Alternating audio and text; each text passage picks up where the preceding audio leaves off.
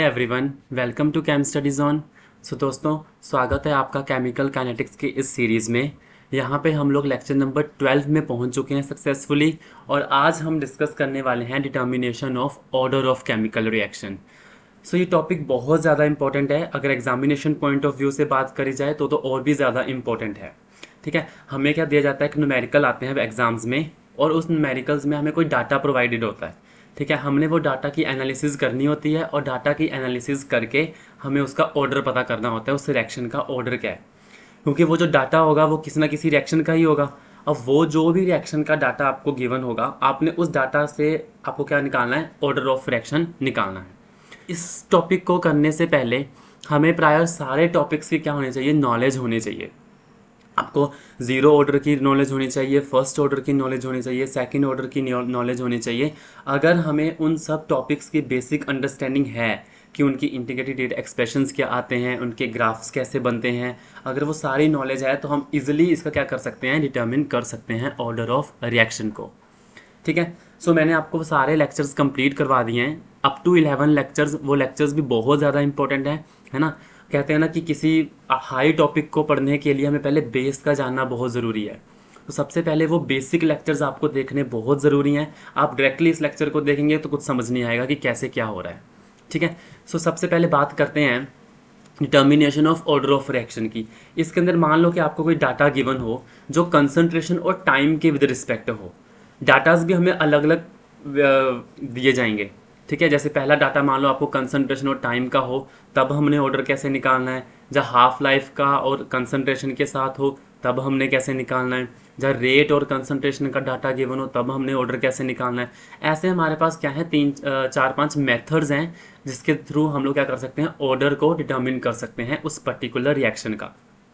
ठीक है, तो सबसे पहले हम स्टार्ट करते हैं। अगर आपको मान लो डाटा प्रोवाइडेड हो जो कंसंट्रेशन और टाइम के साथ हो, तो पहला अगर डाटा मान लो आपके पास किसके विद रिस्पेक्ट हो, कंसंट्रेशन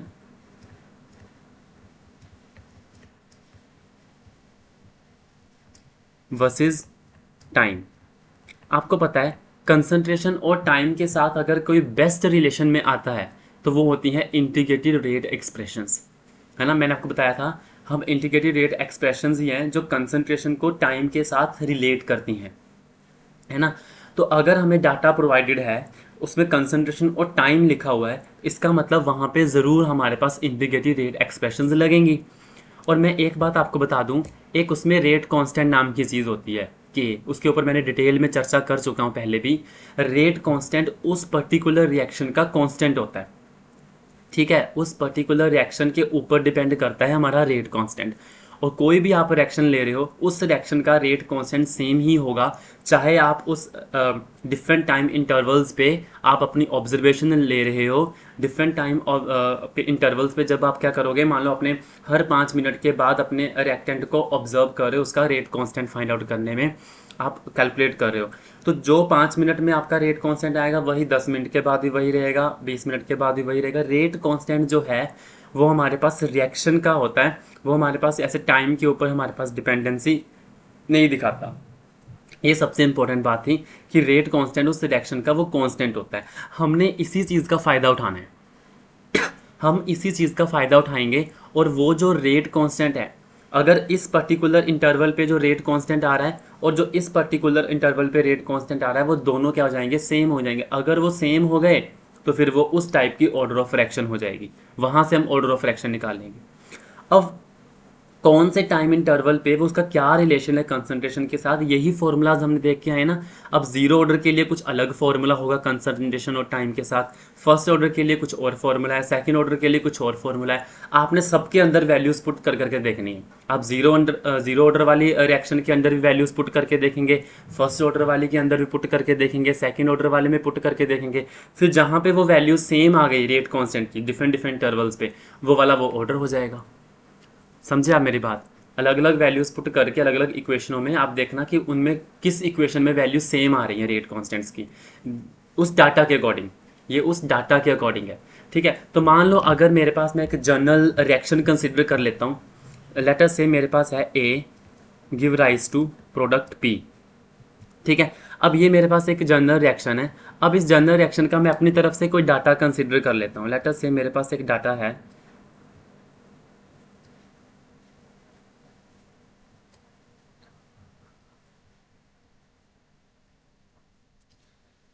इस तरफ मेरे पास है कंसंट्रेशन, और ये कंसंट्रेशन AT है ना, AT eight any time T के ऊपर कितना रिएक्टेंट बचा हुआ है उसकी कंसंट्रेशन का टाइम के साथ ग्राफ देखें, क्योंकि A नोट तो फिक्स हो जाएगा ना उस रिएक्शन के लिए। A नोट की कंसंट्रेशन अगर स्टार्टिंग में आप उसके 20 मोल पर लीटर ले रहे हो, वो तो फिक्स है उस रिएक्शन के लिए। चेंज क्या हो रहा है? चेंज तो AT हो रहा है ना, with respect to time reactants की कंसंट्रेशन चेंज होती जा रही है, तो फिर वो लेंगे ना, उसके साथ हम लोग टाइम का रिलेशन देखने वाले हैं। तो इधर मैं लेता हूँ टाइम। मान लो सबसे पहले स्टार्टिंग में मेरे पास A1 था, तो उसका टाइम T1 था। इधर मैं A2 ले लेता हूँ, तो इधर मेरे पास T2 आ जाएगा, इधर मेरे पास आ जाएगा A3, और इधर आ जाएगा मेरे पास T3, इधर आ जाएगा A4, इधर आ जाएगा T4। चलो अब जितना मर्जी आप डाटा ले लो उसको। मान लो आपको ऐसे डाटा गिवन है, ठीक है। अब ऐसे अगर डाटा आपको गिवन है, तो हम लोग क्या करने वाले हैं इसके लिए। हाँ, अगर मैं इसको जीरो ऑर्डर मानता हूँ, सबसे पहले अगर मैं ये मान के चलता हूँ कि अगर ये डाटा मेरे पास जीरो ऑर्डर रिएक्शन का हुआ है ना, अब जीरो ऑर्डर रिएक्शन का हुआ, इसका मतलब मुझे जीरो ऑर्डर वाली इंटीग्रेटेड रेट एक्सप्रेशन लगानी पड़ेगी। अब जीरो ऑर्डर वाली इंटीग्रेटेड रेट एक्सप्रेशन हमारे पास क्या होती है, थोड़ा सा इसको रिकैप करते हैं। मैंने आपको बताया था AT that is equals to A note minus KT, है ना। AT छोटा होता है, A नोट बड़ा होता है, ठीक है। A नोट मतलब इनिशियल कंसंट्रेशन, ऑब्वियसली वो उसकी वैल्यू ज़्यादा होगी। अब A नोट में से कुछ हिस्सा खत्म हो गया, वो कितना हिस्सा खत्म हुआ? KT खत्म हो गया, तो किसी भी टाइम T के ऊपर कितनी कंसंट्रेशन बची होगी रिएक्टेंट की, वो AT ही निकलेगा। So AT is equals to A note minus KT। ये हमारे पास जीरो ऑर्डर का एक्सप्रेशन हो गया। अगर मैं इसको फर्स्ट स्टेप के लिए, फर्स्ट टाइम इंटरवल के लिए लिखना चाहूँ, जैसे A1 और T1 की फॉर्म में लिखना चाहूँ, तो मैं कैसे लिखूंगा? A1 that is equals to A note minus KT1। यहाँ तो अगर मैं A2 की फॉर्म में लिखना चाहूँ, तो A2 that is equals to A note minus KT2, ठीक है। तो सेकेंड इंटरवल के लिए भी आ गया। अब मैं क्या करूँगा, दोनों को माइनस कर देगा, क्योंकि मुझे एक जर्नल ऐसी इक्वेशन निकालनी है जिसके अंदर आप डायरेक्टली वैल्यूज पुट करो और आप इजीली पता कर सको कि वेदर वो जीरो ऑर्डर की है कि नहीं है, ठीक है। वो वाला ऐसे रिलेशन निकाल रहा हूँ मैं, ठीक है। आप लोगों को ये डेरिवेशन इतना करने की जरूरत नहीं, आप डायरेक्टली वो रिलेशन याद रख सकते हैं, और वो याद रखना ईजी है। मैं आपको याद करवा दूंगा वो कैसे करना है। देखो, इसमें से आप माइनस करो, ऐसे ही करेंगे माइनस, क्योंकि यहाँ प्लस लगा तो यहाँ माइनस आ जाएगा, यहाँ प्लस है तो यहाँ माइनस आ जाएगा, यहाँ माइनस था तो यहाँ प्लस आ जाएगा। अब A नोट से A ये कट जाएगा और बचेगा क्या? A1 minus A2 that is equals to, ये क्या है? प्लस का K2 है ना, इसको पहले लिख लेता हूँ, प्लस का K2 माइनस KT1, है ना। तो बन जाएगा KT2 माइनस KT1। अब इसमें से K कांस्टेंट है, कॉमन निकाल लो और आपके पास इक्वेशन ऐसे बन जाएगी, A1 minus A2 divided by T2 minus T1 that is equals to K। अब देखो, ये वाला जो रेट कांस्टेंट आया है, आपने फर्स्ट टाइम इंटरवल और सेकंड टाइम इंटरवल को आपस में रिलेट करा, वहां से कांस्टेंट K निकला। यानी कि फर्स्ट और सेकंड को रिलेट करने पे जो रेट कांस्टेंट निकल रहा है, वही सेकंड और थर्ड को रिलेट करने में भी निकलेगा, फिर वही थर्ड और फोर्थ को रिलेट करने पे भी निकलेगा, फिर फोर्थ और फिफ्थ को भी, ऐसे सो ऑन जितना भी डाटा आपको गिवन है। तो यानी कि सब में रेट कांस्टेंट की वैल्यू सेम होने वाली है, ठीक है। ऐसे ही अब ये जो हमारे पास रेट कांस्टेंट की यहाँ वैल्यू निकली है, ऐसे ही हमारे पास अगर मैं A2 और A3 को करूँ, आप ये सारा स्टेप कर सकते हैं, फिर आप यहाँ पे आप ऐसे पहुँच जाएंगे A2 माइनस A3 और T3 माइनस T2। अब ये भी रेट कांस्टेंट K के बराबर ही आएगा जब आप 2 और 3 को आपस में रिलेट करोगे। जैसे मैंने स्टेप करे नहीं है माइनस करके, आप ऐसे कर सकते हैं 2 और 3 को। हमारा मकसद ये काम करना नहीं है, ये प्लस माइनस करना, हमारा मकसद ये समझना है कि एंड में हमारे पास क्या हो रहा है कि जब 1 और 2 को रिलेट कर रहे हैं या 2 और 3 को जब हम रिलेट कर रहे हैं, तो उनसे जो निकलने वाले रेट कॉन्स्टेंट्स हैं वो सेम ही है, बिकॉज रेट कॉन्स्टेंट उस रिएक्शन का है, वो टाइम इंटरवल्स पे डिपेंड नहीं कर रहा। रेट कांस्टेंट जो है वो इस ये जो हमने रिएक्शन ले रखी है ना, ए गिव राइज टू पी, ये इस रिएक्शन का है। अब इस रिएक्शन का रेट कांस्टेंट के फिक्स है ना। तो हमें अब ये वाला रेट कांस्टेंट और ये वाला रेट कांस्टेंट दोनों आपस में क्या हो जाएंगे? इक्वेट हो जाएंगे, दोनों सेम आ जाएंगे। अगर ये सेम आ जाएंगे तो मेरे पास क्या बन जाएगा? इसका बन जाएगा A1 minus A2 divided by T2 minus T1 that is equals to A2 minus A3 and divided by T3 minus T2। यानी कि पहला रेट कांस्टेंट और दूसरा जो जितने भी रेट सारे इक्वेट हो जाएंगे, जितने भी रेट कांस्टेंट्स आएंगे वो ऐसे इक्वेट हो जाएंगे। इसका मतलब अगर हमारे पास, अगर मैं क्या करूं, A1 में से A2 माइनस कर दूं, T2 में से T1 माइनस कर दूं, और उससे जो निकलने वाला रेट कांस्टेंट होगा, और जो A2 और A3 माइनस करके और T3 माइनस T2 माइनस करके जो रेट कांस्टेंट निकलेगा, वो दोनों सेम वैल्यूज़ आनी चाहिए। अगर वो सेम वैल्यूज़ आई तो वो जीरो ऑर्डर का है भाई, क्योंकि आपने इस इक्वेशन के अंदर पुट करके देखा और ये इक्वेशन जीरो ऑर्डर से निकाली है हमने, है ना। तो अगर आप वो वाली वैल्यूज़ इस इक्वेशन के अंदर पुट करोगे तो इसका मतलब अगर वो दोनों के रेट कांस्टेंट सेम आ गए तो वो जीरो ऑर्डर के हैं। अगर तो वो सेम नहीं आए तो फिर आपको फर्स्ट ऑर्डर मान के इसको आगे सोल्व करना पड़ेगा। अगर फर्स्ट ऑर्डर में भी सेम नहीं आए तो फिर सेकेंड ऑर्डर मान के करना पड़ेगा। यही खेल खेलना है, मतलब थोड़ा सा लंबा काम है ये, है ना। सब चीज़ों को पहले पहले पहले आप जीरो ऑर्डर मान के चलोगे, फिर सेकंड फर्स्ट ऑर्डर मान के चलोगे, फिर सेकंड ऑर्डर मान के चलोगे। इस तरीके से आपको करना पड़ेगा। मान लो अभी ये वैल्यू सेम नहीं आई, इस इक्वेशन में पुट करके आपके पास दोनों रेट कांस्टेंट सेम नहीं आए, तो इसका मतलब ये डाटा जीरो ऑर्डर का नहीं है, ये डाटा जीरो ऑर्डर का नहीं है, ठीक है। और डाटा जीरो ऑर्डर का नहीं है तो रिएक्शन भी जीरो ऑर्डर की नहीं होगी। अब मैं ये मान के चलता हूँ कि मेरे पास ये वाला जो रिएक्शन है वो फर्स्ट ऑर्डर की है। अब मुझे फर्स्ट ऑर्डर के लिए सॉल्व करना पड़ेगा। तो आइए, ये इक्वेशन ज़रूर याद रखना, A1 minus A2 T2 minus T1, ये वाली इक्वेशन ज़रूर याद रखना। ये हमने ऐसे पुट करके देखनी है। देखो कुछ नहीं है इस इक्वेशन में, अगर मैं बताऊँ तो A1 starting A1 minus A2 करना है, नीचे T2 माइनस T1 करना है, नीचे T2 पहले लिखना है, उधर A2 बाद में था। आप इसको उल्टा भी लिख सकते हो। अगर आप A2 माइनस A1 लिख रहे हो, A2 माइनस A1 लिख रहे हो, देखो अब आप ऐसे भी लिख सकते हो इसको, A2 माइनस A1 लिख रहे हो तो यहाँ पे आपको T1 माइनस T2 लिखना है। माइनस कॉमन निकाल के इक्वेशन को ऐसे भी तो लिख सकते हैं, A2 minus A1 upon T1 minus T2 लिखना पड़ेगा, ठीक है। ये आप लोग ऐसे भी इक्वेट कर सकते हो, that is A3 minus A2 divided bye, फिर आपको नीचे करना पड़ेगा T2 माइनस T3। ऐसे करके भी आप ये वाला भी हमारा रिलेशन जो है वो लगा सकते हैं। तो फ़र्क इस चीज़ की नहीं पड़ता कि आप कितनी कितनी फॉर्म्स में इसको कन्वर्ट कर सकते हैं। फ़र्क ये पड़ता है कि आपको कंसेप्ट पता होना चाहिए कि आपको एक में से दूसरा माइनस करना है, फिर इधर में से पहले दूसरा माइनस करके फिर पहले में से माइनस कर देना है, और दोनों को डिवाइड करके जब आपके पास रेट कांस्टेंट की वैल्यू आएगी, वो रेट कांस्टेंट की वैल्यू अगले वाले को सॉल्व करके भी वही रेट कांस्टेंट की वैल्यू अगर सेम आ गई तो वो जीरो ऑर्डर का है, नहीं आई सेम तो आपको फर्स्ट ऑर्डर के लिए चेक करना पड़ेगा। अब मैं मान के चलता हूँ कि जो रिएक्शन अगर फर्स्ट ऑर्डर की है, इसी तरीके से हम ऑर्डर निकाल सकते हैं। अगर सेम आ जाए तो वो जीरो ऑर्डर बोल देते हैं। अब नहीं है तो हम फर्स्ट ऑर्डर के लिए चेक करके देखते हैं।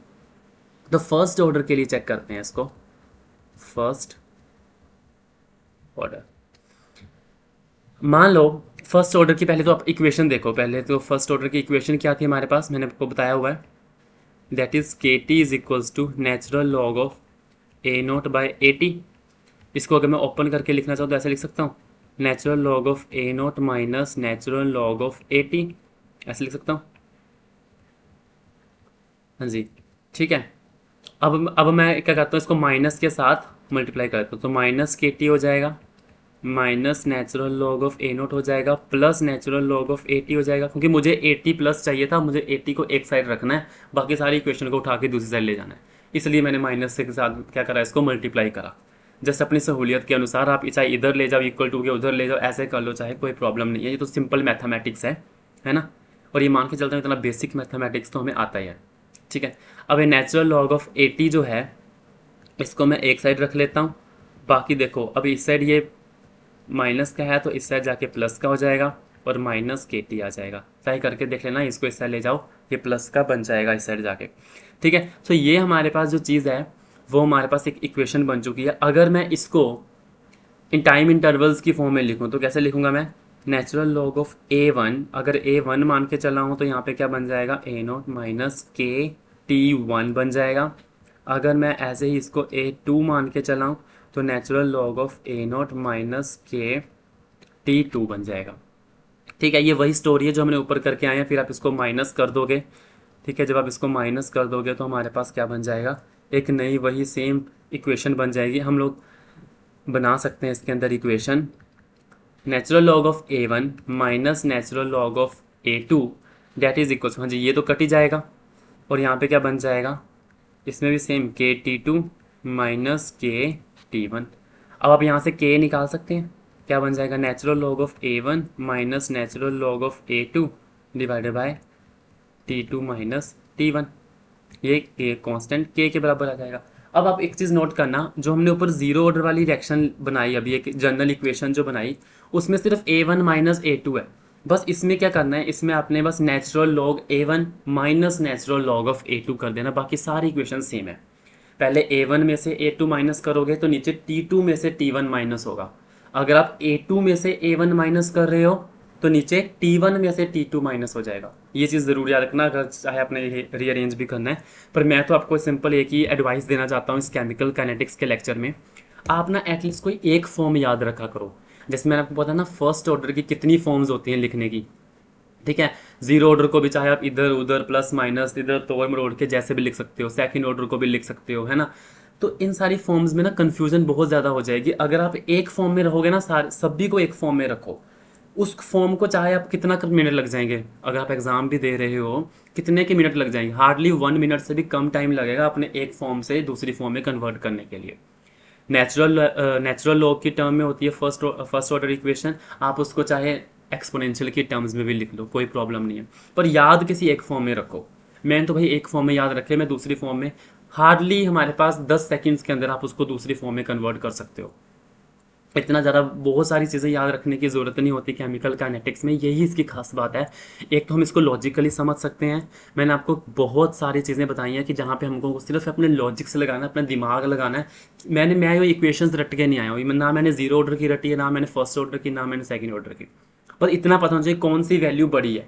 मुझे पता है A0 वैल्यू बड़ी होती है, A0 में से KT माइनस करूँगा तो AT ही आएगा, AT ही आएगा, वो जीरो ऑर्डर की रिएक्शन हो जाएगी। फर्स्ट ऑर्डर में नेचुरल लॉग आता है, इतना दिमाग में रखा हुआ है, बाकी नेचुरल लॉग के बेसिस पे अपनी इक्वेशन बना दी। सेकंड ऑर्डर में वो डिवाइड उल्टा हो जाता है, 80 जो है वो 1/80 बन जाता है। अब वो वैल्यू 80 छोटी थी, अब उसके बाद 1/80 बड़ी हो जाएगी, फिर बड़े में से छोटा माइनस कर सकते हो। मतलब जस्ट लॉजिकली अगर आप इक्वेशंस को याद रखोगे ना, तो ये चीज़ें हमारे लिए आसान हो जाएगी। एक एक फॉर्म अगर हमें याद है तो उसके बाद हम दूसरे फॉर्म्स में कन्वर्ट कर सकते हैं। यही मेरा आपको एक एडवाइस है, एक फॉर्म में याद रखा करो, ठीक है। अब आपको पता लग गया कि A1 और A2 को करके मेरे पास जो रेट कांस्टेंट आ रहा है वही रेट कांस्टेंट मेरे पास A2 और A3 को करके भी आएगा। सिंपल लॉजिक है ये भी हमारे पास, ठीक है। तो मैं अब यहाँ पे मैं इक्वेशन डायरेक्टली लिख देता हूँ, बिकॉज ये तीन चीज़ तो मैंने ऊपर भी बता दी है। तो इसका मतलब मेरे पास जो है natural log of A1 minus natural log of A2 divide by T2 minus T1, वो हमारे पास इक्वल हो जाएगा natural log of A2 minus natural log of A3 divide by T3 minus T2। ये लो आ गई इक्वेशन हमारे पास, ठीक है। 1 और 2 करके जो रेट कांस्टेंट आएगा, 2 और 3 करके वही रेट कांस्टेंट आएगा, बस इसमें नेचुरल लॉग्स ले लेना उन दोनों के, ठीक है। फिर उसके बाद आपको माइनस माइनस डिवाइड करके आप इसको रेट कांस्टेंट, अगर दोनों रेट कांस्टेंट सेम आ जाते हैं, ये रेट कांस्टेंट से इक्वेट करे हैं मैंने एक्चुअली, अगर आप देखोगे तो ये जो रेट कांस्टेंट्स हैं यही मैंने इक्वेट करे हैं। ये जो फॉर्म आपके पास बनी है, अगर ये दोनों फॉर्म्स आपस में इधर को सॉल्व करके दूसरी साइड को दोनों right hand side is equal to left hand side अगर आ जाए तो हमारे पास वो फर्स्ट ऑर्डर की रिएक्शन हो जाएगी। अगर नहीं आए फिर आपको सेकंड ऑर्डर के लिए चेक करना पड़ेगा, है ना। थोड़ा सा लंबा मेथड तो है भाई, इतना का मेहनत तो थोड़ी करनी पड़ेगी। तो ये सारी इक्वेशन थोड़ी याद रखनी, बस आपको ये फॉर्म याद होनी चाहिए ऑर्डर निकालने के लिए, ठीक है। समझ आ गया, आगे चलते हैं। अब अगर मेरे पास मान लो ये फर्स्ट ऑर्डर ना हुआ तो मुझे सेकंड ऑर्डर पे चलना पड़ेगा। तो मान लो अगर मेरे पास वो जो डाटा है वो सेकंड ऑर्डर का है, ठीक है। सेकंड ऑर्डर का अगर मैं उसको डाटा मान के चलता हूँ तो सेकंड ऑर्डर की इक्वेशन क्या थी। अब आप खुद लॉजिकली सोच के बताओ, मान लो मुझे कोई इक्वेशन नहीं, मुझे इतना तो पता है ना कि एटलीस्ट में A और A0 तो आते हैं। अब A0 आते हैं तो इतना तो दिमाग में है कि 1 अपॉन में जाना है मुझे। अब 1/80 की वैल्यू जो होती है वो अपने अपने आप में छोटी होती है, A0 बड़ा होता है। 80 की वैल्यू छोटी होती है तो 1/80 क्या हो जाएगा, बड़ा हो जाएगा। अब मुझे पता लग गया कि मुझे इस साइड रखना है 1/80। अब 1/80 में से मैं A0 माइनस कर दूँ, 1/A0 माइनस कर दूँ, है ना। 1/A0 तो छोटा हो गया ना। अब बड़ी में से छोटी चीज़ माइनस कर दी तो क्या बन जाएगा, KT के बराबर आ जाएगा। लो भाई इक्वेशन आ गई अपनी, डरने की ज़रूरत ही नहीं है। अब इसको भी आप फॉर्म्स में कन्वर्ट कर सकते हो अगर आप डिफरेंट टाइम इंटरवल में ले रहे हो। 1/A1, अच्छा मैं A0 को दूसरी साइड ले जाता हूँ, ठीक है, अपना फ़ायदा हो जाएगा।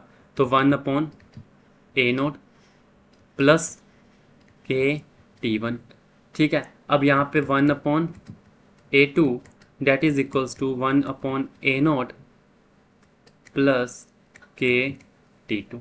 लो भाई, अब क्या करना है, अपना अगला काम तो वही है। अब ये कट जाएगा, ये वाली चीज़, तो ये बन जाएगा 1/A1 minus 1/A2 that is equals to, अब यहाँ पे आपको KT1 माइनस KT2 करूँगा मैं। अब आप यहाँ पे एक चीज़ नोट करना, आपके पास जो इक्वेशन बन रही है 1/A1 minus 1/A2 divided by, यहाँ पे बन जाएगा T1 minus T2 that is equals to rate constant के। अब यहाँ पे आपके पास क्या हो गया, इस इक्वेशन में आपको 1/A1 कर रहे हो, उसमें से माइनस कर रहे हो 1/A2, तो A1 माइनस A2 ही हो रहा है, तो नीचे क्या आ जाएगा T1 माइनस T2। ऊपर वाली इक्वेशनों में ऐसा नहीं था। आप ऐसा याद रख सकते हो कि सेकंड ऑर्डर में सब उल्टा हो जाता है, 80 नहीं रहता वहाँ पे 1/80 हो जाता है, तब उल्टा हो जाता है, तो आप T2 में से T1 माइनस करने की बजाय T1 में से T2 माइनस करोगे, है ना। अगर आप इसको थोड़ा सा बार बार ये चीज़ें इस तरीके से करेंगे ना, ये अपने आप याद हो जाएगा कि T1 माइनस T2 करना है कि T2 माइनस T1 करना है।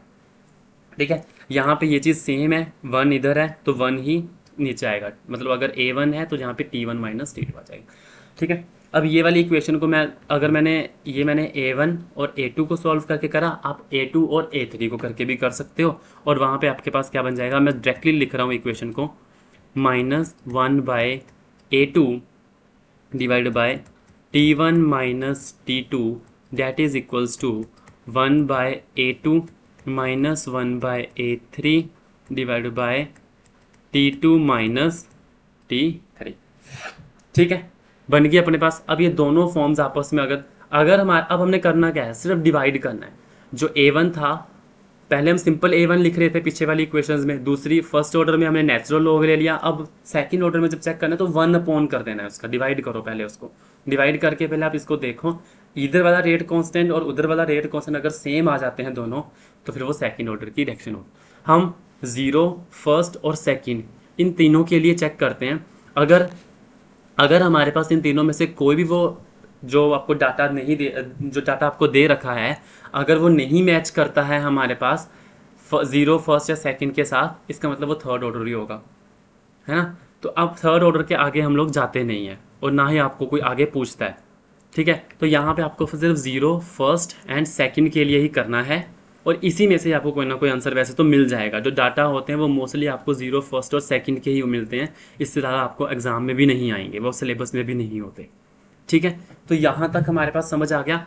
और यहाँ पे एक चीज़ आपने नोट करो, यहाँ पे कंसंट्रेशन और टाइम का डाटा था, तो ये हमने इंटीग्रेटेड रेट एक्सप्रेशंस लगाई हैं इसके अंदर, उसके बेसिस पे खुद से अजूम करके कि अगर मैं 0 ऑर्डर का होता तो मैं इस इक्वेशन को फॉलो करता, अगर फर्स्ट ऑर्डर का होता तो ये इक्वेशन फॉलो होती, और सेकंड ऑर्डर का होता तो ये वाली जो लास्ट में मैंने इक्वेशन लिखी है ये इक्वेशन हमारे पास फॉलो होती। तो इसी में से कोई ना कोई हमारे पास ऑर्डर निकल जाता, जिसमें ऑर्डर में ये इक्वेट हो गए, दोनों left hand side right hand side के बराबर आ गई, तो वो वाला वो ऑर्डर हो जाएगा। ठीक है, तो यहाँ पे हमने इंटीग्रेटेड रेट एक्सप्रेशंस लिखी हैं, तो इस मेथड को हम इंटीग्रेटेड रेट लो मेथड भी बोलते हैं। ये जो मैंने कंसंट्रेशन और टाइम वाला बताया है ना, इस कंसंट्रेशन और टाइम को हम लोग एक और नाम देते हैं, क्या नाम देते हैं इसको, इंटीग्रेटेड रेट लो मेथड। ठीक है, ये हमारे पास इंटीग्रेटेड रेट लो मेथड है सर। ठीक है, इसका दूसरा नाम इंटीग्रेटेड रेट लो मेथड होता है। बाकी आप, अगर आपको पेपर में ग्राफ्स वगैरह दे रखे हैं, क्योंकि इसका ग्राफिकल भी होता है एक, आप इंटीग्रेटेड रेट लो मेथड से एक्सप्रेशन से तो निकाल ही सकते हैं। ये सब्स्टिट्यूशन मेथड होता है, इसके अंदर हमें सब्स्टिट्यूट करनी है वैल्यूज़ को। ठीक है, ये सब्स्टिट्यूशन मेथड कहलाता है, लेकिन इसके अंदर आप ग्राफिकल मेथड भी अपना सकते हैं। पर मैंने आपको ग्राफ्स की सारी नॉलेज पहले दे चुका हूँ। 0 ऑर्डर के मैंने आपको ग्राफ्स बनवा रखे हैं, फर्स्ट ऑर्डर के ग्राफ्स बनवा रखे हैं, सेकंड ऑर्डर के बनवा रखे हैं, वो मैंने इसलिए पहले करवा दिए थे सारे ग्राफ्स, ताकि हमें आगे जाके मुश्किल ना हो। आगे जाके मैंने अब यहाँ पे मैंने आपको ग्राफ्स नहीं समझाने, बिकॉज वो ग्राफ मैंने ऑलरेडी समझा चुका हूँ पुराने वीडियो लेक्चर्स में। अगर आपको वो ग्राफ्स पता है, ग्राफ्स की नॉलेज, आप ग्राफ से भी पता कर सकते हो कि कौन से ऑर्डर का रिएक्शन है। ठीक है, आप ग्राफ से भी पता कर सकते हैं, पर आपको मोस्टली जो पेपर में डाटा गिवन होता है, ग्राफ वाले क्वेश्चंस बहुत कम आते हैं, हार्डली अगर आ जाएं, पर वैसे भी ग्राफ्स वाली नॉलेज आपको मैं दे चुका हूँ। तो यहाँ पे आपको डाटा गिवन होगा, तो डाटा के बेसिस पे हम सब्स्टिट्यूशन मेथड ज़्यादा इंपॉर्टेंट हो जाता है। जहाँ पे आपको वैल्यूज़ को सब्स्टिट्यूट करके इक्वेशंस को इक्वेट करना होता है लेफ्ट हैंड साइड को राइट हैंड साइड में। मैं बार बार इसी करके रिपीट कर रहा हूँ ताकि आपके जहन में ये बातें बैठ जाएँ, ठीक है। अब हम आगे चलते हैं। यहाँ तक तो हमें समझ में आ गया कि अगर हमें पहला डाटा कंसंट्रेशन और टाइम के बीच में हो। अब सेकंड डाटा, मान लो आपको कुछ कंसंट्रेशन और टाइम के बीच में डाटा ना देकर आपका जो डाटा हो वो किसके बीच में हो, हाफ लाइफ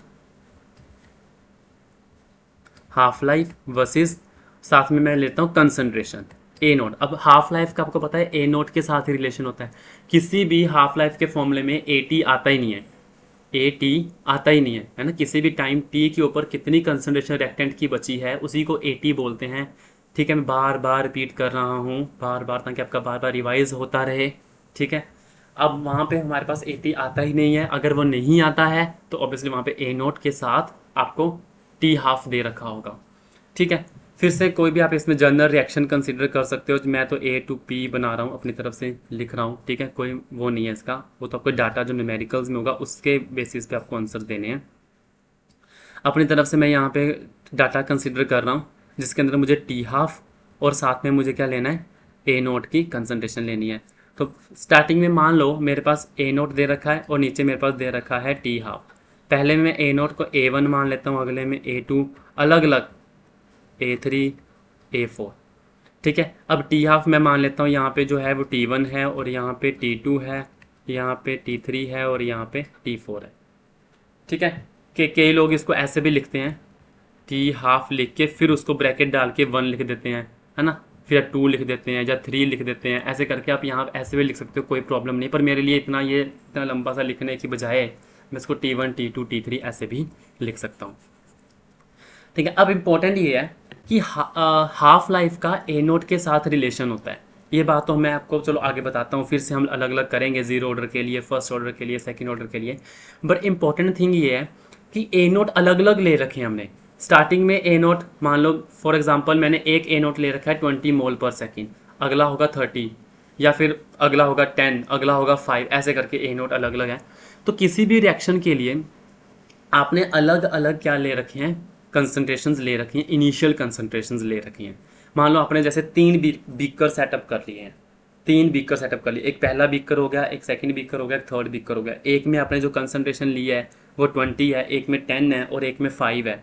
अब आप क्या कर रहे हो, टी हाफ अलग अलग नोट, अलग अलग के टी हाफ अलग अलग ही आएंगे सबके अलग अलग बीकर्स के, ऐसे भी कर सकते हैं। अब कई बार न्यूमेरिकल में क्वेश्चन ऐसे भी आ जाता है कि मैंने आपको एक वीडियो लेक्चर में मैंने आपको समझाया था, जब मैं आपको फर्स्ट ऑर्डर रिएक्शन समझा रहा था, मैंने आपको वहाँ पे भी बताया था, अगर स्टार्टिंग में मैंने मान लो 20 मोल पर लीटर ले रखे हैं तो टी हाफ कितना होगा, उसका हाफ कितना हो जाएगा, 10 हो जाएगा। अब 10 अगले स्टेप के लिए 10 इनिशियल है, समझे मेरी बात, आप समझ रहे हो। जैसे मान लो स्टार्टिंग में अगर मैंने ले रखे हैं 20 मोल पर लीटर ले रखा है।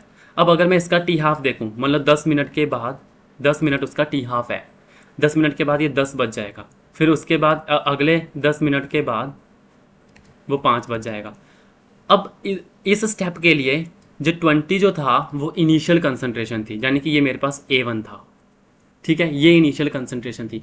अगले 10 मिनट के बाद जब अब यहाँ पे 10 मिनट मतलब 10 कंसंट्रेशन बच गई, 10 मोल पर लीटर बन गई।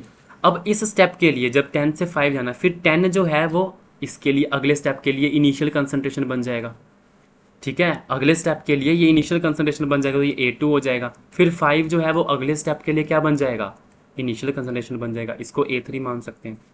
तो रिएक्शन एक ही है, ये मत सोचना कि अलग अलग इनिशियल कंसंट्रेशन ले रखी हैं तो रिएक्शन अलग अलग होगी, रिएक्शन एक ही है।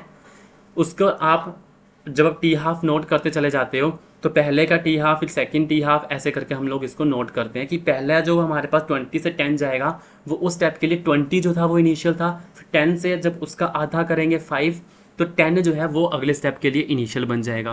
पहले स्टेप के लिए वो इनिशियल नहीं है, पहले स्टेप के लिए तो वो आधी कंसंट्रेशन है, पर अगले स्टेप के लिए वो इनिशियल बन जाएगी। तो ये चीज़ें थोड़ी सी अंडरस्टैंड करके चलना। रिएक्शन एक ही है, रिएक्शन अलग अलग होने के हमारे पास उनके अलग अलग टी हाफ बन रहे हैं, ठीक है।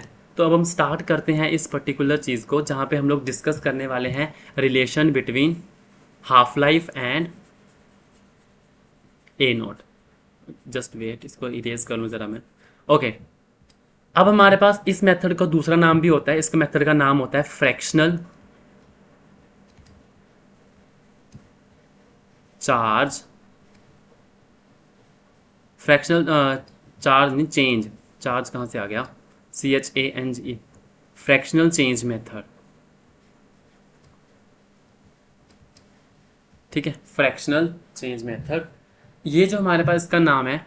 अब कुछ नहीं है, ये तो फ्रैक्शनल तो वैसे वर्ड दे रखा है ना कि हाफ हाफ हाफ होता जा रहा है, तो हाफ एक फ्रैक्शन ही है। ठीक है, so the thing is zero order action से स्टार्ट करते हैं। ठीक है, जीरो ऑर्डर एक्शन से स्टार्ट करते हैं। मान लो अब मुझे नहीं पता ना, ये जो डाटा दे रखा है कि वो फर्स्ट ऑर्डर बता रहा है, तो आपको यहाँ पे अपने वही पहले अगर मैं एज्यूम करके चलता हूँ कि ये जीरो ऑर्डर की रिएक्शन है, अगर ये जीरो ऑर्डर की रिएक्शन होगी तब क्या होने वाला है। जीरो ऑर्डर के लिए टी हाफ कितना होता था, T half that is equals to A0/2K।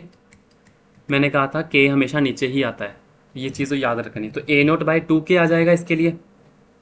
ठीक है, टू कांस्टेंट है, K तो वैसे ही रेट कांस्टेंट है, वो तो रिएक्शन का तो कांस्टेंट ही रहेगा। तो 2K जो कांस्टेंट है उसको मैं एक साइड लिख लेता हूँ, 2K वो किसके बराबर आ जाएगा, A0/T½ के बराबर आ जाएगा। ठीक है, ये तो मैंने एक ओवरऑल लिख दिया। अगर मैं इसको फर्स्ट टाइम इंटरवल की फॉर्म में लिखना चाहूँ तो मैं कैसे लिख सकता हूँ, 2K that is equals to A1/T1 लिख सकता हूँ, लिख सकता हूँ, कोई प्रॉब्लम नहीं है, A1/T1 लिख दो, इसको कोई प्रॉब्लम नहीं है। ठीक है, और ऐसे अगर मैं सेकंड की फॉर्म में लिखना चाहूँ, मतलब मैं ऐसे लिख सकता हूँ, देखो 2K that is equals to, इसको मैं ऐसे लिख सकता हूँ, दैट इज A2/T2, ऐसे भी लिखा जा सकता है अगर मैं सेकंड टाइम इंटरवल के लिए लिखना चाहूँ। ठीक है, तो इसका मतलब अब ये वाली जो 2K वैल्यू आएगी और इधर जो 2K आएगा, 2K कांस्टेंट है।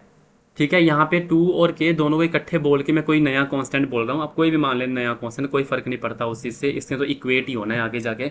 तो यहाँ पे जो 2K है, जो इसको सॉल्व करके फर्स्ट टाइम इंटरवल में जो चीज़ों को सॉल्व करके आएगा 2K, और सेकेंड टाइम इंटरवल में जो 2K आएगा, वो दोनों आपस में सेम होंगे। अगर सेम हुए, अगर सेम हुए तो ये जीरो ऑर्डर का डाटा होगा। ठीक है, तो मैं मतलब हमारे पास इक्वेशन तो यही बनेगी ना, हम तो जनरल इक्वेशन पढ़ रहे हैं ना, तो A1/T1 that is equals to A2/T2। यानी कि अगर आपने बस यही पुट करके देखना, ऐसे आप इसको आगे भी बना सकते हो A3/T3, ऐसे कोई दिक्कत नहीं है, जो मर्जी बनाते जाओ, जितना मर्जी डाटा आप इक्वेट कर। तो आप तो दो भी पहले भी दो इक्वेट हो गए, पहले दो भी इक्वेट हो गए, तब भी आप पता कंक्लूजन निकाल सकते हो कि ये जीरो ऑर्डर का है। ठीक है, तो अब जो डाटा हमें गिवन होगा, आपने करना क्या है, A1 को T1 के साथ डिवाइड करके देख लेना। जीरो ऑर्डर के केस में A1 को T1 के साथ डिवाइड करके देख लो। अगर हमारे पास A1 को T1 का डिवाइड करके और A2 का T2 के साथ डिवाइड करके आंसर सेम आ रहा है, तो वो जीरो ऑर्डर का हो गया, फिर आगे जाने की जरूरत ही नहीं है, बस वो जीरो ऑर्डर का डाटा हो गया। पर अगर वो इक्वेट करके सेम नहीं आ रही हैं उनकी वैल्यूज़, ठीक है, तो फिर आपको क्या करना पड़ेगा, फर्स्ट ऑर्डर के लिए चेक करना पड़ेगा। सेम वही काम करते हैं हम लोग। तो फर्स्ट ऑर्डर के लिए कैसे चेक करेंगे, ये चीज़ें पता होनी चाहिए, ये जो मैं आपको बता रहा हूँ ना, ये चीज़ें पता होनी चाहिए। ठीक है, ये चीज़ें थोड़ी सी याद रखना ज़रूरी है। अगर याद नहीं भी रह रही हैं तो मैंने इसको हार्डली कितना की मिनट टाइम लग गया होगा मुझे यहाँ से यहाँ पहुँचने में। यहाँ से स्टार्ट करा था मैंने इस इक्वेशन को, यहाँ से स्टार्ट करा, यहाँ से यहाँ पहुँचने में मुझे कितना टाइम लग गया भाई, बहुत 1 मिनट से भी कम टाइम लगेगा, 1 मिनट से भी कम टाइम लगेगा। तो क्यों याद करना है भाई इक्वेशन को, जब आपको हाफ लाइफ का फॉर्मूला पता है, आप उसको ऐसे फॉर्म में कन्वर्ट कर लो, क्या जा रहा है आपका, इतना क्यों याद रखना है। मैं तो कहता हूँ याद रखने वाली चीज़ें तो केमिकल काइनेटिक्स में होती ही नहीं है, मेरे अकॉर्डिंग तो केमिकल काइनेटिक्स में कोई चीज़ें याद रखने वाली है नहीं भाई। ठीक है, छोटी छोटी चीज़ें वो याद रखने वाली हैं जिससे आप लॉजिक्स को पकड़ सको, जिससे आप उस ट्रिक को पकड़ सको, वो चीज़ें याद रखने वाली हैं। ठीक है, बाकी कोई नहीं, प्रैक्टिस करके ये केमिकल काइनेटिक्स आसान लगेगी, ये मेरी गारंटी है। ठीक है, आगे चलते हैं, पहले हम स्टार्ट करते हैं फर्स्ट ऑर्डर के लिए कैसे चेक करना है। फर्स्ट ऑर्डर, अब फर्स्ट ऑर्डर के लिए चेक करने के लिए आपको पता है कि फर्स्ट ऑर्डर का पहले तो टी हाफ क्या होता है, T half that is equals to 0.693/K। लो भाई, काम ही आसान हो गया हमारा तो ना, यहाँ पे इस पर्टिकुलर केस में तो हमारा काम ही आसान हो गया। क्या काम आसान हो गया, ये तो A0 के ऊपर डिपेंड ही नहीं कर रहा, ये तो A0 के ऊपर डिपेंड ही नहीं कर रहा। सबसे खुशी की बात तो यहाँ पे ये है कि टी हाफ हमारे पास A0 के साथ वेरी नहीं कर रहा। जितना मर्जी A0 हो जाए, चाहे 5 हो, 10 हो, 20 हो, जितने मर्जी A0 हो जाए, टी हाफ तो भाई 10 मिनट लग रहा है ना, तो 10 मिनट ही लगेगा, भाड़ में जाए बाकी सब कुछ। समझ गए मेरी बात। तो यहाँ पे तो हमारे पास सीधी सी बात हो गई, अगर मैं यहाँ पे T half is equal to 0.693 upon के लिख रहा हूँ, इसका मतलब T half is independent on A naught. अगर वो इंडिपेंडेंट है तो आप मतलब इस पर्टिकुलर केस में हमारे पास डाटा किस तरीके से गिवन होगा। इस पर्टिकुलर केस में आपको डाटा ना कुछ ऐसा गिवन होगा, आप डाटा को देख के ही पहचान जाओगे कि ये फर्स्ट ऑर्डर का है। ठीक है, कैसे पहचानोगे? देखो यहाँ पे मान लो कंसंट्रेशन मेरे पास 10 थी, इधर मेरे पास 20 है, इधर मेरे पास 30 है, मान लो ऐसे कंसंट्रेशन आपको दे रखी है। अगर 10 से हाफ जाने में मेरे पास अगर 10 मिनट लग रहे हैं, तो आगे भी मेरे पास 10 मिनट लगेंगे, आगे भी मेरे पास 10 मिनट लगेंगे। ये मेरे पास टी हाफ दे रखा है, ये मेरे पास ए नोट की कंसंट्रेशन दे रखी हैं। ठीक है, चाहे 30 से 20 आने में, 20 से 10 आने में ऐसे कर लो, या फिर अलग अलग बीकर्स में आपने अलग अलग रिएक्शन मतलब ले रखी है, इधर 10 ले रखा है, इधर 20 ले रखा है, इधर 30 ले रखा है। दो तरीके से हम इसको समझ सकते हैं। ठीक है, अगर इधर मेरे पास 10 मिनट लग रहे हैं तो दूसरे में भी, दूसरे के लिए हाफ लाइफ भी 10 होगा, अगले के लिए भी हाफ लाइफ 10 हो जाएगा। अगर हमारे पास ऐसा कोई ऑब्जर्वेशन आ रही है तो वो डायरेक्टली फर्स्ट ऑर्डर का रिएक्शन हो जाएगा। हमें सॉल्व करने की इक्वेशन तो क्या ही लगानी है, क्या लगानी है इसके अंदर इक्वेशन, वो डिपेंड ही नहीं कर रहा जब ए नोट के ऊपर। ठीक है, तो काम आसान हो गया हमारे। फर्स्ट ऑर्डर तो आप देख के पता कर सकते हो, डाटा को देख के। T half same first order, T half same first order. चलो जी, टी हाफ का काम यहाँ पे इसका फर्स्ट ऑर्डर का ख़त्म होता है। आगे चलते हैं। अगर मान लो कि वो डाटा नहीं मैच कर रहा, देख के आपके नहीं बन रही बात, ठीक है, तो फिर अब हम क्या करने वाले हैं, सेकंड ऑर्डर के लिए चेक करेंगे क्या होता है सेकंड ऑर्डर के लिए टी हाफ। ठीक है, तो यहाँ पे क्या हो जाता है, 1/k A0, यही क्वेश्चन होती थी। T half is equals to 1/k A0। अब अगर आप ध्यान से देखें तो टी हाफ और A0 दोनों आपस में इन्वर्सली रिलेशन में है, दोनों आपस में इन्वर्सली रिलेशन में है। ठीक है, तो यहाँ पे हमारे पास इन्वर्सली रिलेशन आ जाता है। अब हम लोग क्या करने वाले हैं, T half is equals to 1/k A0 है। अब क्या करेंगे, अब हम लोग क्या कर रहे हैं, इसको इधर ले जाओ, बन जाएगा T half into A0 that is equals to 1/k। Constant term तो एक साइड ही रहेगी, है ना, इक्वल टू की एक साइड ही रहेगी। अगर मैं इसको इंटरवल्स की फॉर्म में लिखूं तो मैं कैसे लिखूंगा, T1 और A1, T1 A1 that is equals to 1/k। अब T1 A1 जो आएगा वही T2 A2 भी वही आएगा, फिर T3 A3 भी वही आएगा। तो इसका मतलब इसके लिए इक्वेशन है T1 A1 that is equals to T2 A2। Just wait, इसको A2 बना देता हूँ, ये बन जाएगा T2 A2 that is equals to A3 लिख दो, चलो कोई बात नहीं, T3 लिख दो। इस तरीके से हम लोग इसको क्या कर सकते हैं, इक्वेट कर सकते हैं। ठीक है, अब ये हमारे पास क्या है, T1 A1 T2 A2, यानी कि अब हमने मल्टीप्लाई करना है। पहले हम देखो जीरो ऑर्डर के लिए हम डिवाइड कर रहे थे A1 को T1 के साथ, यहाँ पे हम लोग क्या करने वाले हैं, यहाँ पे T1 को A1 के साथ मल्टीप्लाई करके देखेंगे। अब इधर मल्टीप्लाई करके जो आंसर आएगा वही T2 A2 आएगा। एक्चुअली में ये जो हम बना रहे हैं ना, ये जो फॉर्म्स हम कन्वर्ट कर रहे हैं, जो एक्सप्रेशन ऐसे बना रहे हैं इक्वेशन वाली इक्वेट करके, ये हम लोग रेट कॉन्स्टेंट्स को ही सेम करके बना रहे हैं। काम सारा रेट कांस्टेंट का है, क्योंकि वही होता है एक रिएक्शन के लिए फिक्स, जो इंटरवल्स पे डिपेंड नहीं कर रहा हमारे पास। उसी का सहारा लेके हमने ये वाला सहारा लिया है एक नया। ठीक है, एक नया एक्सप्रेशन डिराइव करा है। तो ये चीज़ होगी। अब हम चलो, अब हमारे लिए ये भी बहुत लंबा काम हो गया। पहले हम जीरो ऑर्डर के लिए चेक करेंगे, फिर फर्स्ट ऑर्डर के लिए चेक करेंगे, फिर सेकंड ऑर्डर के लिए चेक करेंगे, है ना। वो भी नहीं होगा तो फिर थर्ड ऑर्डर होगा, वो है ना, कितना सारा कुछ करना पड़ेगा। टाइम कंज्यूमिंग तो है ना, वैल्यूज़ पुट कर करके देखना, मल्टीप्लाई करना, डिवाइड करना। तो इसके लिए हम एक जनरल एक्सप्रेशन निकाल सकते हैं। ऊपर वाले के लिए तो आपको जनरल एक्सप्रेशन नहीं मिलेगी, ठीक है, वो आपको डायरेक्टली देखना पड़ेगा इंटीग्रेटेड रेट एक्सप्रेशन लगा लगा के। यहाँ पे टी हाफ के केस में आपको कि जनरल एक्सप्रेशन डिराइव करवा देता हूँ, आपको डायरेक्टली उसी के अंदर वैल्यू पुट करनी और काम बन जाएगा। ठीक है, इतना कुछ करने की जरूरत नहीं, पर हाँ ये बेसिक अंडरस्टैंडिंग ज़रूर होनी चाहिए। मान लो कई बार बंदा फॉर्मूला भूल जाए, वो इतना बड़ा, इतने फॉर्मूले हैं, अगर वो बंदा भूल जाए फिर तो ये ट्रिकें काम आएंगी, यही चीज़ें काम आएंगी। ठीक है, एक मेथड नहीं तो दूसरे रास्ता अपना लो, पर काम ज़रूर करके आना है, सॉल्व ज़रूर करके आना है। ठीक है, अब हमारे पास देखो, अब हमने क्या इसमें से एक कंक्लूज़न निकालते हैं सबसे पहले तो। ठीक है, यहाँ पे मैं लाइन लगा देता हूँ ताकि मैं इसको दो हाफ्स में लिख सकूँ। देखो कंक्लूज़न क्या था, सबसे पहला कंक्लूज़न ये था कि अगर मैं टी हाफ को लिखना चाहूँ तो अगर मैं इसको प्रोपोर्शनलिटी की फॉर्म में लिखूँगा तो 1/A0 की पावर अच्छा, अब यहाँ पे कन्फ्यूजन होती है कि n-1 लिखूँ या 1-n लिखूँ, ये बड़ी कन्फ्यूजन होती है। मतलब मैंने इसको इस फॉर्म में लिखा है ना। पहले चेक करते हैं, चलो n-1 के लिए चेक करते हैं। अगर मैं यहाँ पे n0 पुट कर दूँ, n क्या है, n ऑर्डर है, n क्या है, ऑर्डर। अगर मुझे n की वैल्यू मिल जाए तो ऑर्डर मिल तो गया उस डाटा से, उस डाटा को एनालाइज करके n की वैल्यू मिल जाए तो n ऑर्डर ही तो है। ठीक है, तो यहाँ पे देखो T half is inversely proportional to 1/a0 की पावर n-1 है।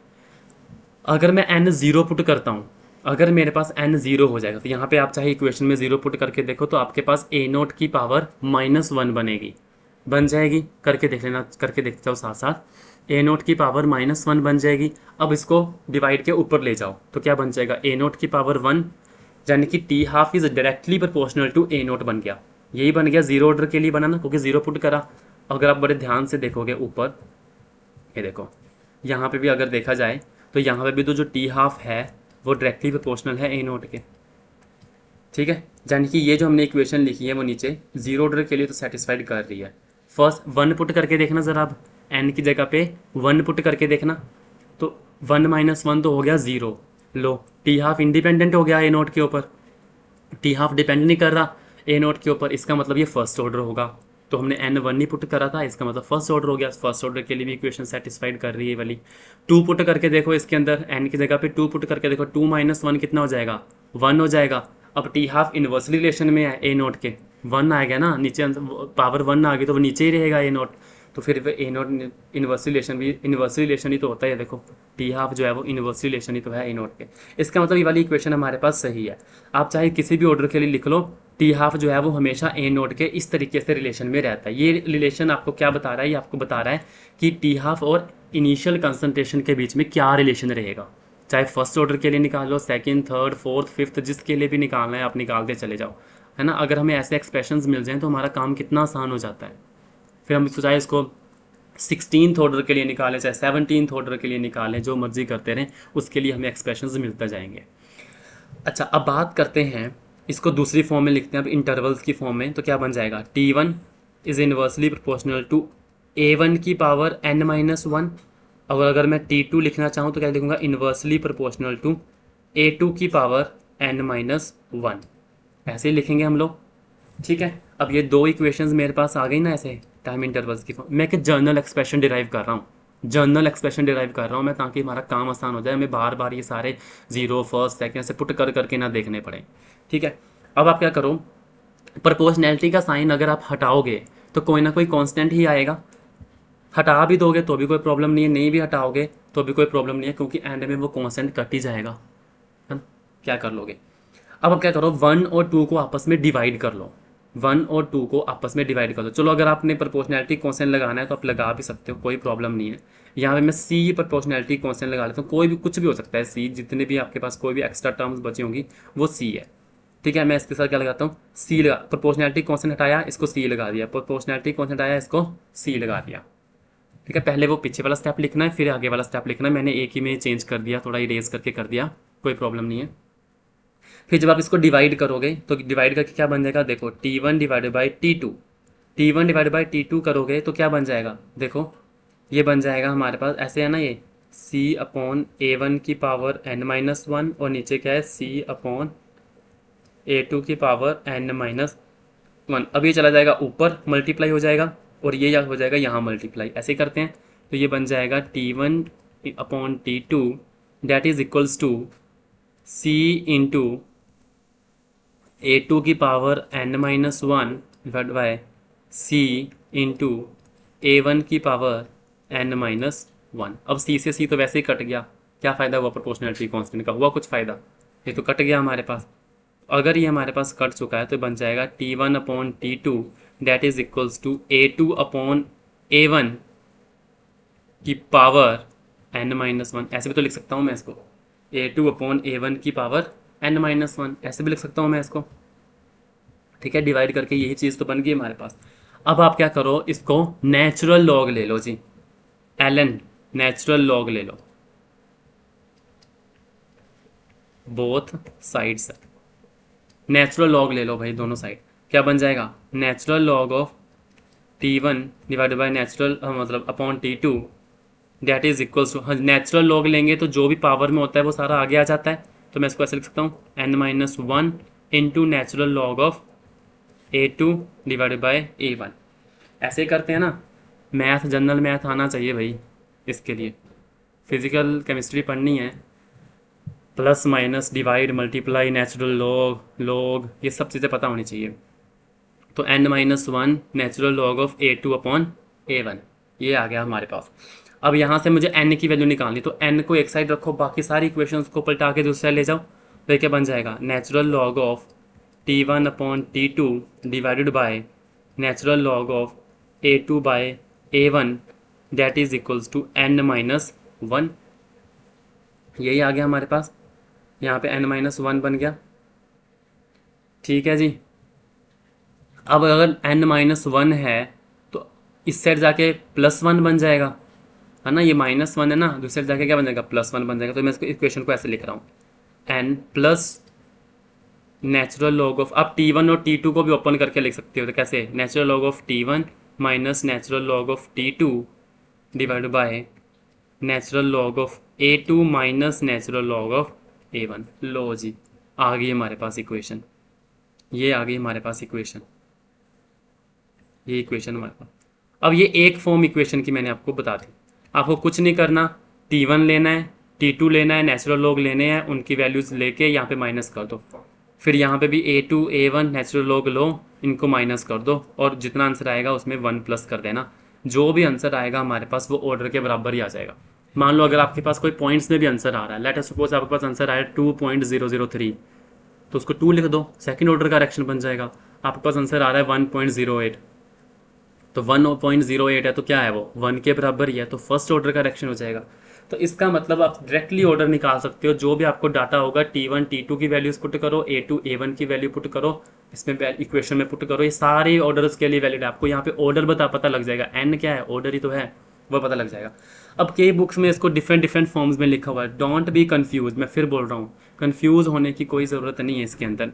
नीचे मेरे पास a2 minus natural log of a1 था ना, आप यहाँ से क्या कर सकते हो, इसको उल्टा भी सकते हो इक्वेशन को, चाहे आप natural log a1 minus natural log of a2 लिखो। देखो ये तो वही बात होगी ना, मैंने आपको बताया था ना, डिफरेंट डिफरेंट आपके पास फॉर्म्स हैं, आप एक फॉर्म याद रखो, सारी फॉर्म्स याद रखे हुए तो गई भैंस पानी में, फिर देख लेना। ठीक है, सारा सारा कुछ बर्बाद हो जाएगा। आप चाहे इसको उल्टा के ऐसे भी लिख सकते हो, natural log of a1 minus natural log of a2, पर इसमें से आपको माइनस कॉमन निकालना पड़ेगा, तो फिर यहाँ पे प्लस नहीं आएगा, फिर यहाँ पे कितना आ जाएगा जी, फिर यहाँ पे माइनस आ जाएगा। अब कई बुक्स में ऐसे भी इक्वेशन लिखी होती है भाई, सारी एक इक्वेशन याद रख लो, सारी इक्वेशन आप बना सकते हो, जो मर्जी करते रहो, प्लस माइनस इधर उधर, नेचुरल लॉग t1 को आगे ले जाओ, t2 को आगे ले जाओ, क्या फ़र्क पड़ेगा, क्या ही फ़र्क पड़ जाएगा। ठीक है, तो मेन चीज़ तो हमारे पास ये समझने वाली है कि आपके पास इक्वेशन आ चुकी है, आप इसको जितनी मर्जी इक्वेशन बनाते रहो, वो आपकी मर्जी है, वो आपकी इच्छा है, जो जिस भी इक्वेशन में आपको याद रखना आसान है वो वाली इक्वेशन आप बना लो, कोई फ़र्क नहीं पड़ता। ठीक है, तो ये हमारे पास हो गया फ्रैक्शनल चेंज मेथड, मतलब जब आपको टी हाफ और साथ में किसका रिलेशन दे रखा हो, ए नोट का रिलेशन दे रखा हो, जो टी मैंने ले रखा है ये टी हाफ है। ठीक है, सो ये हमारे पास कुछ ना कुछ चीज़ें, हमने 2 मेथड सीखे आज हम 2 ही मेथड्स करते हैं।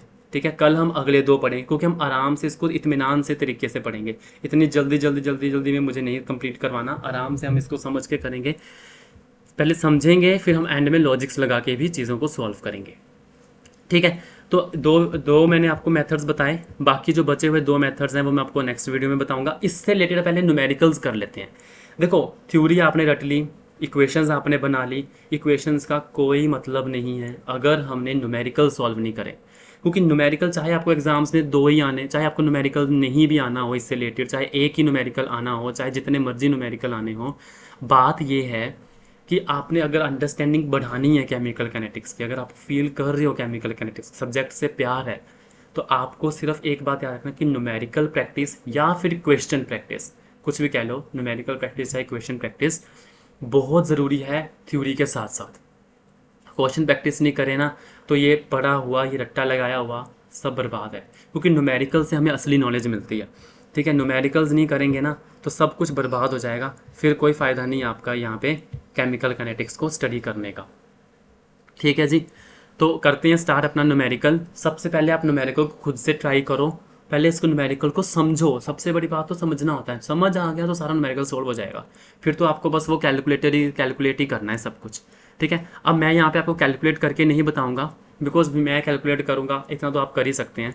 ठीक है, आप खुद से भी, मैं आपको इसमें हिंट दे दूंगा कि ये न्यूमेरिकल्स आपको इस तरीके से करना है, आप खुद से सॉल्व करो और इनके आंसर्स निकालो। ठीक है, ये आपकी बुक से ही लिए गए हैं questions. For the reaction A to P, आपको वही ए टू पी कोई रिएक्शन दे रखी है। The following data was obtained at 25 degree Celsius. Temperature का हमने क्या लेना है, if the concentration of A in moles per litre, concentration of A moles per litre at any time T. अब कंसंट्रेशन और टाइम के साथ रिलेशन दे रखा है आपको, जो डाटा दे रखा है ना नीचे, ये देखो, अब ये डाटा आपको टाइम और कंसंट्रेशन के साथ दे रखा है। ठीक है, आपको क्या निकालना है जी, आपको ऑर्डर ऑफ रिएक्शन निकालना है। क्या निकालना है, ऑर्डर ऑफ रिएक्शन निकालना है। लो भाई, काम आसान हो गया। जो हमने पहला कंसेप्ट पढ़ा इंटीग्रेटेड रेट एक्सप्रेशन, वही तो लगनी है यहाँ पे। इंटीग्रेटेड रेट मेथड से ही करोगे ना इसको। टाइम और कंसंट्रेशन दे रखा है, टी हाफ नहीं दे रखा, टाइम और कंसंट्रेशन दे रखा है, तो best relation integrated rate expressions, याद हो जाएगा सीधा ही। अब ऑर्डर निकालना है। अब मुझे पहले इस डाटा को क्या इमेजिन करना पड़ेगा कि ये जीरो ऑर्डर का डाटा है। तो जीरो ऑर्डर के लिए क्या इक्वेशन थी, अगर a1 minus A2 divided by T2 minus T1, वो इक्वेट होना चाहिए किससे, A2 minus A3 divided by T3 minus T2 से। ठीक है जी, अब A1 कितना दे रखा है, इसको चाहे आप A1 मान लो, कोई प्रॉब्लम नहीं है। ये A2 है, ये A3 है, आगे वाला A4 है। पहले वाला T1 मान लो, T2 T3 ऐसे करके मान लो। आपका एक तो जीरो ही दे रखा है। अच्छा, ये जीरो का क्या मतलब है, इनिशियल टाइम। टाइम अगर जीरो है, उस टाइम पे जो कंसंट्रेशन आपको दी हुई है ना, ये वाली 0.571, ये इनिशियल कंसंट्रेशन है। इसको हम A नोट भी बोल सकते हैं। पर हमें A नोट से क्या लेना भाई, हमें A नोट से क्या लेना। अगर आपको कन्फ्यूज़न होती है ना यार, जीरो और ये वाली चीज़ यार A नोट होती है, क्या मैं इसको इक्वेशंस में पुट करूँ यहाँ पे कि ना करूँ, आप आगे से स्टार्ट कर लो। 10 और 20 का रिलेशन ले लो, 20 और 30 का रिलेशन ले लो, वहाँ से भी तो रेट कांस्टेंट कुछ ना कुछ आएंगे ही। अगर आपको पहले में कन्फ्यूज़न हो रही है यार यहाँ पे जीरो है, ये A नोट है, मेरे पास A नोट तो है ही नहीं इक्वेशन में, कई बार ऐसे भी बंदे को कन्फ्यूज़न हो ही जाती है ना। कन्फ्यूज़न नहीं रहने चाहिए, अगला स्टेप पकड़ लो भाई। 10 और 20 को आपस में रिलेट कर लो, जहाँ पे आप चाहे A2 A3 लिख लो पहले। ठीक है, फिर आप नीचे भी वो चेंज कर सकते हो, T3 T2 कर लो।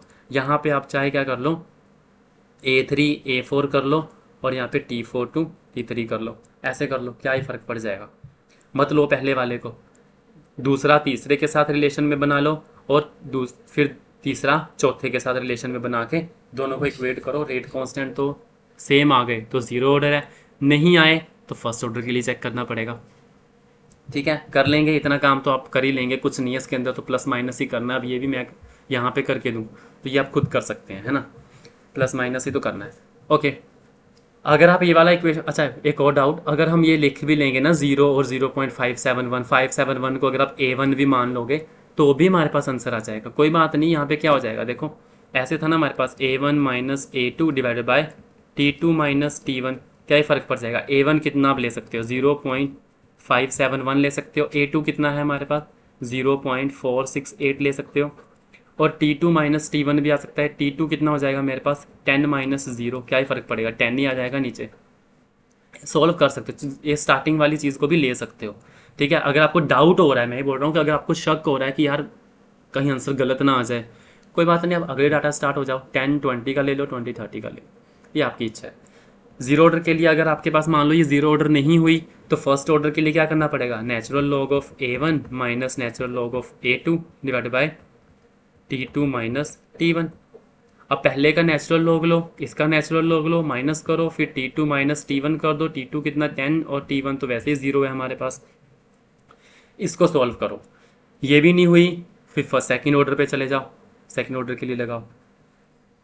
इन तीनों में से कोई ना कोई तो ये डाटा है। ठीक है, ये डाटा कोई ना कोई है, आपको मैच हो जाएगा। आई होप आप न्यूमेरिकल अंडरस्टैंड कर पाए, कंसेप्ट अंडरस्टैंड कर पाए, किस तरीके से आपको डाटा गिवन होगा थोड़ा सा आपको पता लगा, और आप इस न्यूमेरिकल को खुद से सॉल्व करेंगे। प्लस माइनस ही करना है और कुछ नहीं करना, डरने की ज़रूरत नहीं है इस न्यूमेरिकल से। सेकंड न्यूमेरिकल करते हैं एक। ठीक है, न्यूमेरिकल मैं दो ही लेके आया हूँ क्योंकि मैंने दो मेथड्स पढ़ाए हैं आपको।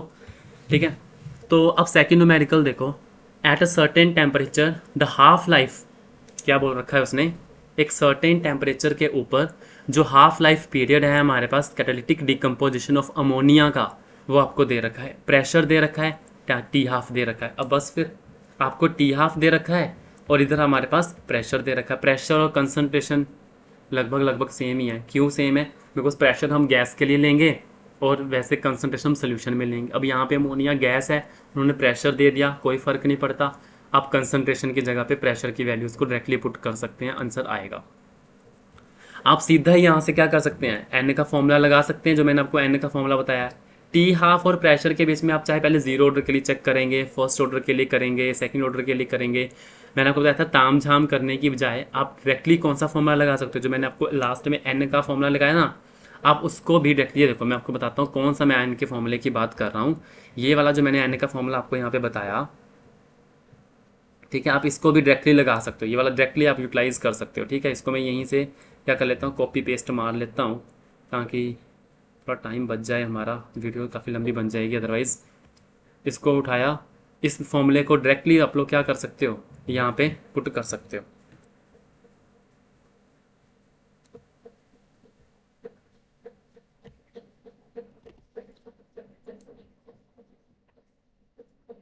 ये लो जी, ये फॉर्मूला था हमारे पास। अब आप क्या कर सकते हो, इस फॉर्मूले पुट कर दो वैल्यूज़ को। ये T1 है, ठीक है, ये हमारे पास क्या बन जाएगा, T2 बन जाएगा। अब ये मेरे पास क्या है, A2 है,